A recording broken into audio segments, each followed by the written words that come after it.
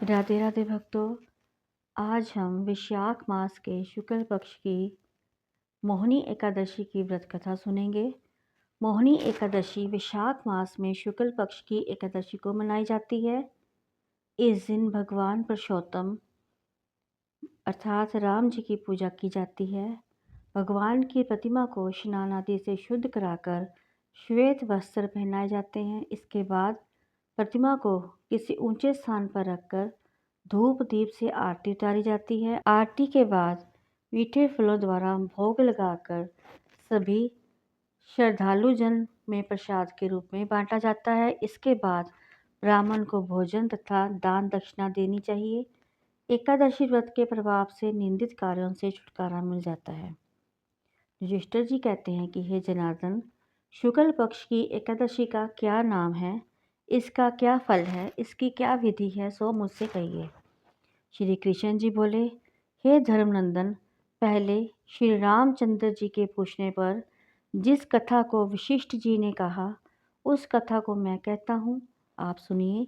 श्री रामचंद्र जी बोले, हे भगवान, सब पाप और दुखों को दूर करने वाले सब व्रतों में श्रेष्ठ व्रत मैं सुनाना चाहता हूँ। हे महामुने, सीता के वियोग के दुखों को मैं भोग चुका हूँ। इससे भयभीत होकर मैं आपसे पूछता हूँ। वशिष्ठ जी बोले, हे राम, तुमने अच्छा प्रश्न किया है। तुम्हारी बुद्धि श्रद्धा युक्त है। तुम्हारा नाम लेने से ही मनुष्य पवित्र हो जाता है। तो भी संसार के हित के लिए पवित्र करने वाले व्रतों में उत्तम और पवित्र व्रत को मैं कहूँगा। हे राम, वैशाख शुक्ल पक्ष में जो एकादशी है उसका नाम मोहिनी है। वह सब पापों को दूर करती है। मैं सत्य कहता हूँ कि इसके व्रत के प्रभाव से प्राणी मोह जाल और पातकी के समूह से छूट जाता है। हे राम, इस कारण वह आप सरीखे मनुष्य के करने योग्य हैं। यह पापों को दूर करने वाली और दुखों को नष्ट करने वाली है। हे राम, इस कथा को एकाग्रचित से सुनो। सरस्वती के तट पर भद्रावती नाम की एक सुंदरपुरी है। वहाँ द्युतिमान नाम का राजा राज्य करता था। वह धैर्यवान सत्यवादी राजा चंद्रवंश में पैदा हुआ था। वह कर्म में प्रवृत्ति रखने वाला धनपाल के नाम से प्रसिद्ध था। प्याऊ यज्ञशाला, तालाब, बगीचा आदि को बनवाता था। शांत स्वरूप और भगवान के भक्त उस वैश्य के समान द्युतिमान, मेधावी, सुकृत, धृष्ट बुद्धि नाम के 5 पुत्र थे। पांचवा धृष्ट बुद्धि बड़ा पापी था। वैश्यों से रमन तथा दुष्टों से वार्तालाप में कुशल था। जुआ आदि का उसको व्यसन था। प्राय स्त्रियों को गमन करता था। देवता, अतिथि, वृद्ध, पितर और ब्राह्मणों आदि का पूजन नहीं करता था। वह अन्यायी और दुष्ट था। पिता के धन को नष्ट करता था। अवश्य वस्तुओं को खाता था। वह पापी सदा मदिरा पीता था। उसके पिता ने उसको वैश्य के गले में बाहें डालकर घूमते हुए देखा तो उसे घर से निकाल दिया और बांधवों ने भी उससे अलग हो गए। उसने अपने शरीर के आभूषण भी नष्ट कर दिए। धन के नष्ट होने से वेश्याओं ने भी उसकी निंदा करनी शुरू कर दी। उसका त्याग कर दिया। वस्त्रहीन और भूख से व्याकुल होकर वह चिंता करने लगा कि मैं क्या करूं, कहाँ जाऊं और किस उपाय से प्राण बचे। फिर उसी नगरी में वह चोरी करने लगा।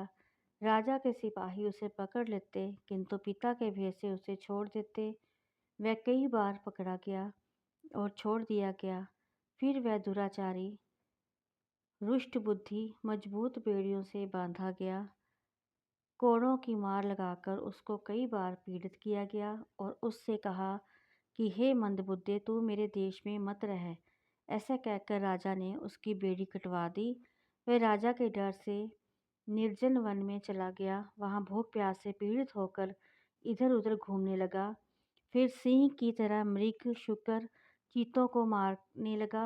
हाथ में धनुष्वाण और पीठ में तरकस बांधकर मांसाहार करता हुआ वन में रहने लगा। वन में विचरने वाले पक्षी, पशु, चकोर, मोर, कंक, तितर और मुश्कों को मारने लगा। इसके अतिरिक्त और जीवों को भी मारने लगा। निर्दयी, धृष्ट बुद्धि पूर्व जन्म के पापों से पाप रूपी चिक्कड़ में फंस गया। दुख शोक से युक्त होकर वह दिन रात चिंता करता कि कोई पुण्य के उदय होने से वह कौंडिन्य ऋषि के आश्रम में गया।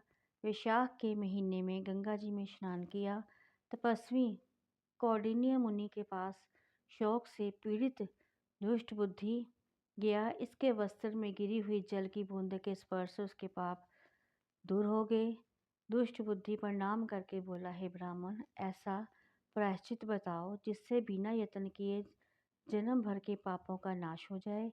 धन मेरे पास नहीं। ऋषि बोले कि जिसके करने से तेरा पाप दूर हो, उस उपाय को तू सावधान चित्त से सुन। वैशाख शुक्ल पक्ष में जो मोहिनी नाम की एकादशी का व्रत करे, वह मनुष्य के सुमेरु के समान पापों को नष्ट कर देती है। उसका उपवास करने से अनेक जन्मों के पाप दूर हो जाते हैं।